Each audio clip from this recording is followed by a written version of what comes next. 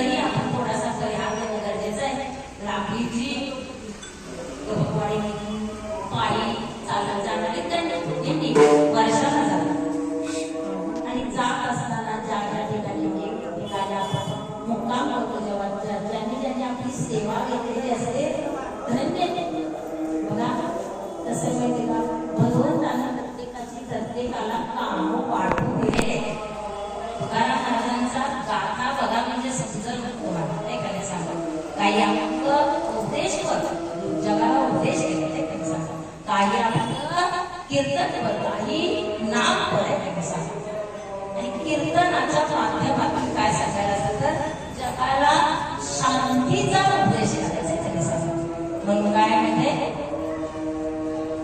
ही जी आपली परंपरा आहे, आपल्या महान संतांनी ज्ञानोबा तुकारामांनी जी घालून दिलेली आहे, त्या मार्गानं जे येणे अंते चालू जातात पैलूंचा कोठे काही असे जे आपले तात्यांसारखे अनेक जे भक्त आहेत, संत आहेत, ते आपल्या आपली जिंदगी कसे गुरूंच्या पादुका करतात त्याने सांगतात.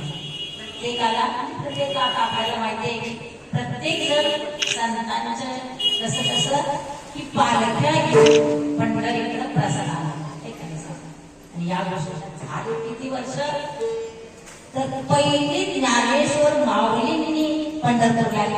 माऊली काय म्हटले माहिती, माझी आवड काय, माऊलींनी काय सांगितलं, माऊलींची स्वतःची आवड काय, माझी जीवीची आवडी पंढरपुरा नेहमी गुढी. काय त्याने सांगा, गुढी म्हणजे पताका. तुम्हाला माहित आहे का पताका का नाही, नामदेवाच्या कीर्तनाला 9 लाख पताका स्वर्गातनं खाल्लेले. पताका काय सामान्य नाही सांगा.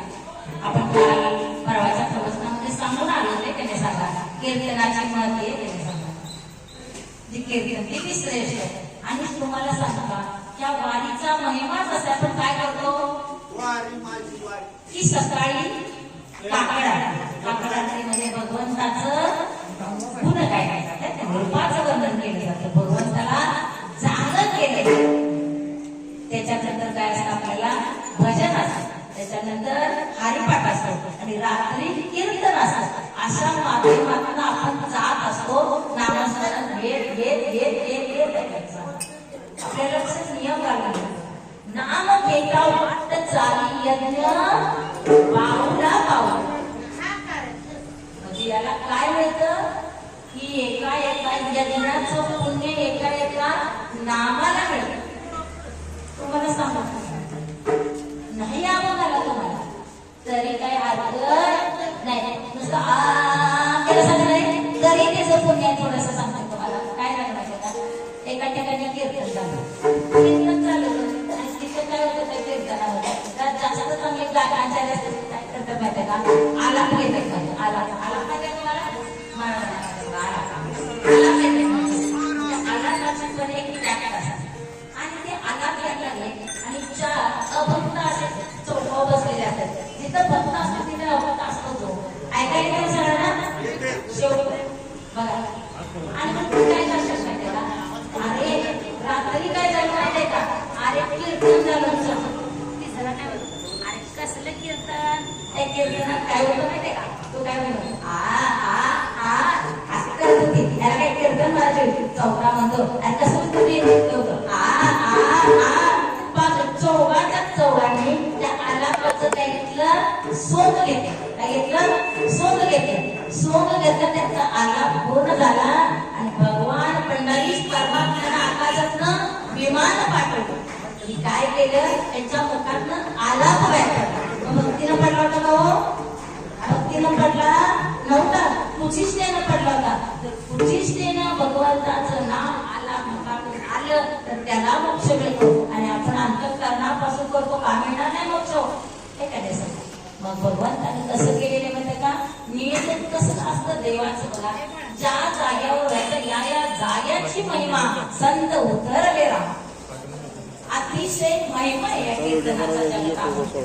असं का बरं, आणि पंढरीला जायचं का बरं बघा. कसं माहिती का, भगवंताचं नियोजन कसं असतं, आपल्या नियोजनावर काही सुद्धा नव्हतं. बोलणं चाललं होतं की आम्हाला काय काय महाराज नको म्हणजे उद्या आपल्याला ताई लवकर उठायचंय 3 वाजता, त्यामुळे तुमचं काही प्रवचन आज होणार नाही. बघा तुम्ही सांगा, पण देवाचं नियोजन असं तसंच करतं की नाही? आपल्या म्हणण्याप्रमाणे काही घडत नाही. देवानं कसं नियोजन केलेलं आहे की जेव्हा नव्हते चराचर तेव्हा होते पंढरपूर. आपल्यासाठी, या आपल्या संसारिक जीवासाठी भगवंतानं स्वतः येण्याच्या अगोदर जेव्हा नव्हती गोदा गंगा तेव्हा होती चंद्रभागा. आपली किती सोय केले देवानं. स्वतःच ठिकाण राहायचं निर्माण केलं नव्हतं तेव्हा एक पंढरपूर तुमच्या आमच्यासाठी मोक्षदायी पंढरपूर निर्माण केलं. ऐशी पंढरी म्हणी जे ख्याती त्याची तीही लोकी ख्याती, तिन्ही लोकात ख्याती म्हणजे चराचराच्या अगोदर पंढरपूरचं निर्माण केलेलं आहे. कशाचं? या अनाथा कारण. ऐका पंढरीचे महिमान रावळती तुके प्रमाण, तेथील तृण आणि पाषाण तेही देव जाणावे. पंचक्रोशी माझी पापा नाही रीग, अशी पंढरी तुमच्या आमच्यासाठी निर्माण केलेली. आणि त्यासाठी आता तुम्हा आमच्यासाठी अजून काय केलं भगवंतानं? स्वतः देवानं सांगितलेले. काय सांगितलेले? तुम्ही संसार सोडा म्हणून सांगितलेलं नाही, संसार करा. पण संसार करत असताना आषाढी कार्तिक विसरू नका. मग सांगत असे गुज ऋषी कशी भगवंतानं या गुज गोष्टी सांगितलेल्या. काय सांगितलेले की या 2 वाऱ्या मला विसरू नका. बघा, आणि म्हणून आपण खरं तर ज्ञानोबा तुकोबा ही आपल्या देशाला मिळालेली रत्न आहेत. आपल्या महाराष्ट्राची शान आहे, ती जगाला पूर्ण उरलेली आहे. हो सामान्य तौर ती ऊर्जा सगळ्या जगताला पुरते. असं संत आपल्या महाराष्ट्रात झाले. नुसतं आपण तुकाराम वाचे म्हणता कापे यम, यमाला इथं यायची ताकद.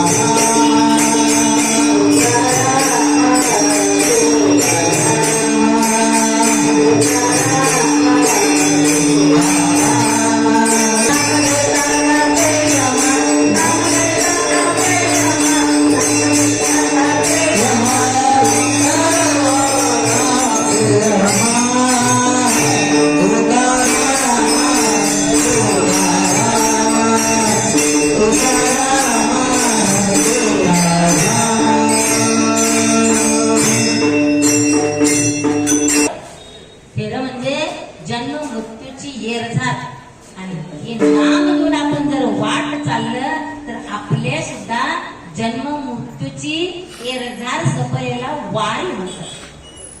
वारी म्हणजे सामान्य नाही, वारकरी म्हणजे सुद्धा सामान्य नाही आहे. त्यांनी सांगा बघा, प्रत्येकाला वाटतं जावं पंढरपूरला, जावं वारी करावी, पण होते का हो सगळ्याला?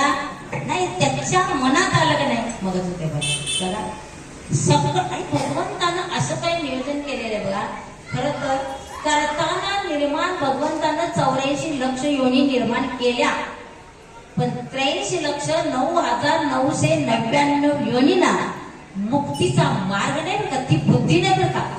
ते ज्ञान कुणाला दिले? फक्त माणसाला दिले.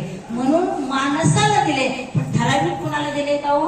एवढं वय झालं त्याला, एवढ्या वयाच्या स्त्रीला किंवा पुरुषाला असं दिले. यारे यारे सकळ जन याती भलते नाही नर, सकळ अशी येथे आहे अधिकार. प्रत्येकानं यावर आल्याच्या नंतर आपल्या जीवाचा उद्धार करावा. तुकाराम महाराजांनी या अभंगामध्ये आपल्याला सांगितलेलं आहे की काय सांगितले? संपत्ती सोहळा नावडे म्हणाला.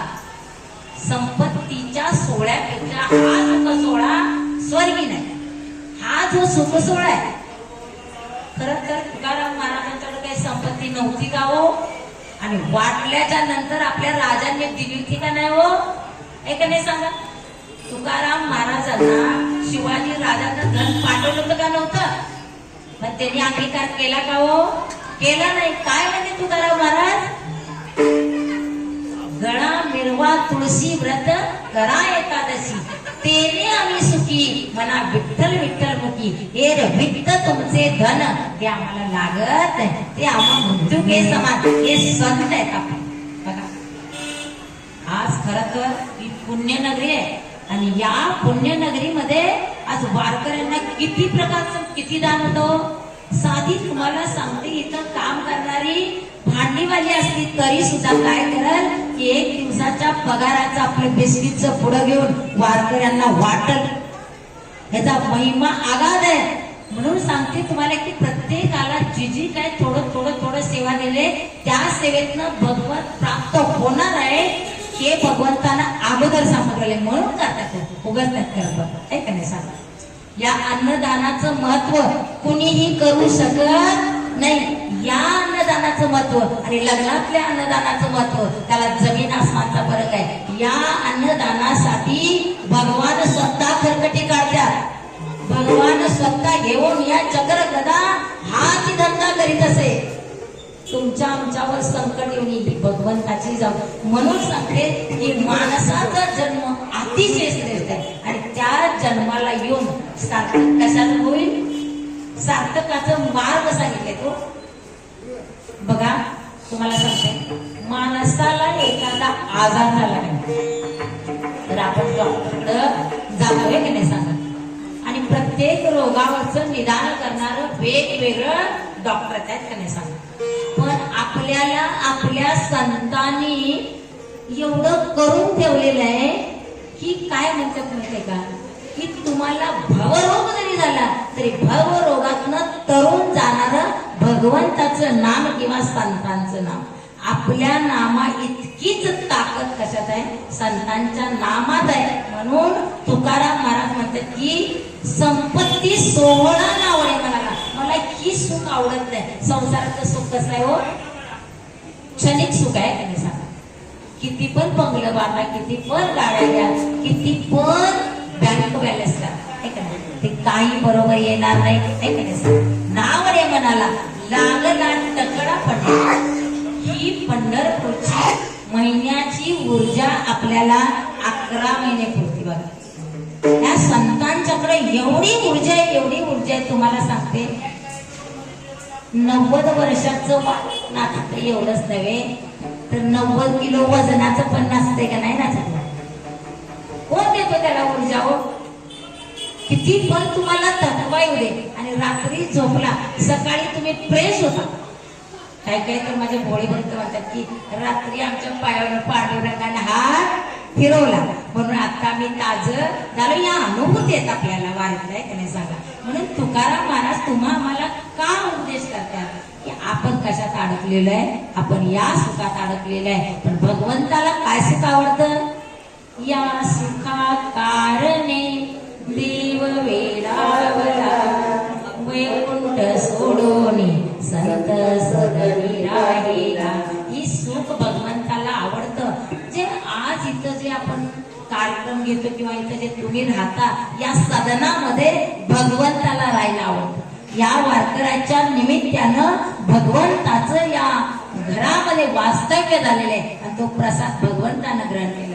का तर भगवंताला हे सुख आवडतं. हे सुख कुठं मिळते का? स्वर्गात नाही, वैकुंठात नाही, कैलासात नाहीये. म्हणून माझे संत काय म्हणले माहितीये का? वैकुंठाशी आम्हा धाडू नको आरी, वास दे पंढरी किंवा सत्संगामध्ये सर्व काळ वास दे भगवान. म्हणून तुकाराम महाराज आपल्याला सांगतात की यातनं आवड कमी करा. सोडा म्हणले तर नाही, फक्त आवड कमी करायची. मन जे चिटकले का नाही संसाराला, तुमचं आमचं मन कसं चिटकले? संसाराला चिकटले. आणि संसाराला चिकटल्यामुळं आपल्या हातनं प्रमाद घडतात, चुका घडतात. मनासारखं मग झालं नाही की काय होतं आपल्याला? आपल्या हातनं चुका घडतात, त्याचं आपल्याला पाप पुण्य भोगावं लागतं. म्हणून काढावं लागतं. बघा आपण गृहिणी आहे सगळ्याजण, हे का नाही सांगा. तुम्हाला सांगू, घरात आपला जीव किती अडकले सांगा. 10-20 फुलपात्र असली, एक सापडना तर घर डोक्यावर येते बाई बरं का. पण म्हणत नाही जाऊ तिकडं कुणाला तर पाणी प्यायला गेला असेल, ही बुद्धी यायला हिथे यावं लागतंय का नाही सांगा. म्हणून संतांनी सांगितलं की काय करा, त्यातनं फक्त आपलं चिकटलेलं मन काढायचं, संसारातच राहायचंय. मन आणि मन चिकटलेलं कधी निघल, सत्संगाशिवाय, कीर्तनाशिवाय, प्रवचनाशिवाय निघणार नाही. म्हणून आपण खरं तर आपल्याला थोडा थोडा भाग सांगत जायचं होतं. आपलं आलो तर कीर्तनापर्यंत, कीर्तन कधी श्रेष्ठ आहे तिथपर्यंत आलं. आणि आज ही वाटचालीचं कीर्तन म्हणल्याच्या नंतर आपल्याला नुसतं पुढं जायचं आहे का नाही सांग. संपत्ती 16 नावडे मनाला, लागला टकळा पंढरीचा, जावे पंढरीशी आवडे मनासी किंवा उद्वेग मनासी. बघा तुम्हाला सांगते, वारकरी 11 महिने चिंतन करतो की आषाढी वारीच आम्हाला काय यंदा सोहळ्याला यायचं आहे की नाही. होय होय विचार आहे बरं का, यंदा सोहळ्याला जायचं आहे विचार आहे. म्हणजे वर्षभर त्याचा ध्यास लागतो, त्यावेळेला आपल्याला हा महिना सापडतो बघा की नाही. म्हणून म्हणते की लागला टकळा पंढरीला, जावे पंढरीशी उद्वेग मना. सारखं वाटलं पाहिजे की जावं जावं जावं. आणि अशी आर्तता तुकाराम महाराज म्हणतात की तुमच्या आमच्या जीवाला लागली तर मग तुम्हाला योग याग करायचं काही काम आहे का. हरिपाठात काय म्हणता तुम्ही, काय म्हणता, योग याग विधी हे सिद्धी वायाची उपाधी दांपत्याला. अहो तुम्हाला कुठं तीर्थाला अजून जायचं काम नाही. तुम्ही ज्या तीर्थाला चाललेला ते तीर्थ इतकं श्रेष्ठ आहे, त्या तीर्थाला सकळ तीर्थे माध्यान्ह काळी येती पुंडलिका जवळी करती आंघोळी लागती. ज्या तीर्थाला आपण जायचंय, ज्या पंढरपूरला आपण जायचंय, जे नाम घेत जायचंय ते तुम्हा आम्हाला पवित्र करणार आहे हो. तुमचं आमचं कल्याण करणार आहे. आणि हे ज्याला कळलं ते उतरला. आणि संतांनी आपल्याला हेच सांगितले. का सांगतो तुम्हाला, त्यांचा उद्धार त्यांनी केला होता.